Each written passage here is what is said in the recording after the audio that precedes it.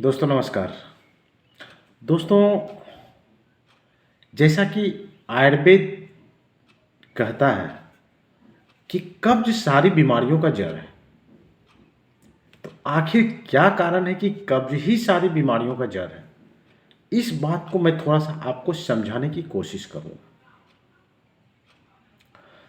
दोस्तों, जैसा कि आप जानते हैं, हम लोग खाते हैं कोई भी भोजन, तो पाचन क्रिया हमारे मुख के लार से ही शुरुआत हो जाती है और धीरे धीरे धीरे वो लीवर में जाती है, फिर आंत में जाती है, फिर वो आंत में जाने के बाद उसका जो न्यूट्रिशन है वो आंतों में ही एब्जॉर्ब होता है और उसका कचरा जो है नीचे से निकल जाता है। अगर वही कब्ज बना रहे कब्ज बना रहे तो बहुत सारा वो नुकसान करती है शरीर को। तो ऐसा क्यों, क्या नुकसान करती है? जो सारा बीमारी का जड़ वहीं से शुरुआत होता है। थोड़ा सा मैं कम शब्दों में कम समय में इस बात को आपको समझाने की कोशिश करूंगा। दोस्तों, ये तो आप समझ गए कि हमारी आंतें जो है वही सारा भोजन का जो न्यूट्रिशन है उसको एब्जॉर्ब करती है और खून में पहुंचाती है और खून द्वारा और नसों द्वारा पूरा शरीर में हो जाती है। तो हमारा आंत में ऐसा क्या है, ऐसा क्या साइंटिफिक चीज़ है जो न्यूट्रिशन तो ले लेती है लेकिन कचरा को बाहर कर देती है?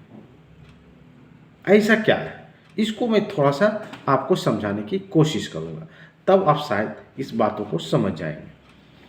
हमारे आंतों में एक रेशा रेशा होता है, उसको बोलते हैं गट्स। और रेशा का ही काम है उसके भोजन के न्यूट्रिशन को एब्जॉर्ब करना। और वो रेशा इतना साइंटिफिक है, इतना महीन होता है, काफ़ी महीन। वही न्यूट्रिशन चूस के खून में वो पहुंचाता है।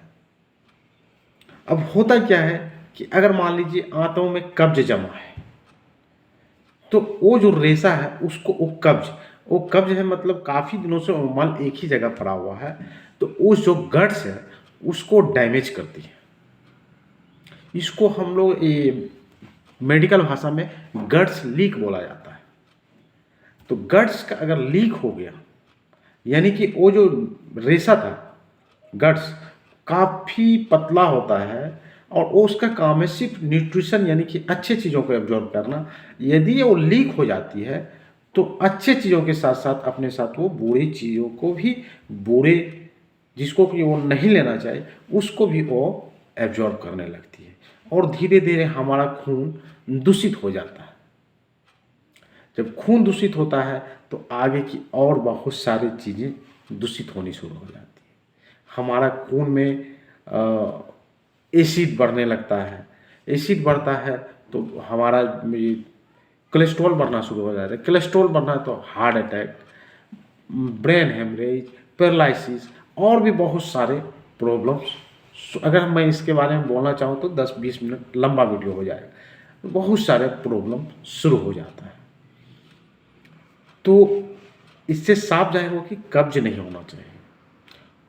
और हमारा स्किन का कालापन, ये सब सारा चीज़ आप देखेंगे कि बहुत सारे लोग का चेहरा का रंगत उड़ जाता है, यानी कि चेहरा में अट्रैक्शन नहीं, वो तेज नहीं रहता है। उसका कारण है कि उसका गट्स लीक हो गया है, खून में एसिड बढ़ने लगा है, इसीलिए ब्लैक ही चेहरा होने लगता है। तो दोस्तों, इसके लिए करना क्या चाहिए कि कब्ज नहीं होना चाहिए। कब्ज नहीं हो इसके लिए हमारे भोजन में फाइबर युक्त भोजन होना चाहिए। फाइबर यानी कि मोटा दाना का अनाज होना चाहिए, यानी कि अब मैदा हमें कम यूज़ करना चाहिए। इसीलिए मैदा को श्वेत जहर भी बोला गया है दोस्तों, क्योंकि इतना महीन होती है, आंतों में जाकर वो चिपक जाती है और हमारे गट्स को नुकसान करती है। इसलिए मैदा से बनी चीज़ों का हमें अवॉइड करना चाहिए। क्यों बोला जाता है फल या सब्जी ज़्यादा खानी? क्योंकि उसमें फाइबर बहुत ज़्यादा होता है। तो दोस्तों, इसीलिए बोला जाता है कब्ज सारे बीमारियों का जड़ है। और एक कब्ज जो है हमारे गट्स को नुकसान करती है। अगर गट्स लीक हो गया तो बहुत सारी बीमारियां धीरे धीरे पैदा होती हैं। उसे लीक नहीं होने देना है, इसलिए कब्ज नहीं होने देना है। और हमारे भोजन में फाइबर हो, समय से भोजन करें, चाय कम पिए। चाय बहुत ही क्षारी अम्लीय होता है जो नुकसान करता है हमारे हाथों को, लीवर को। ये सब छोटे छोटे चीज़ समझना चाहिए।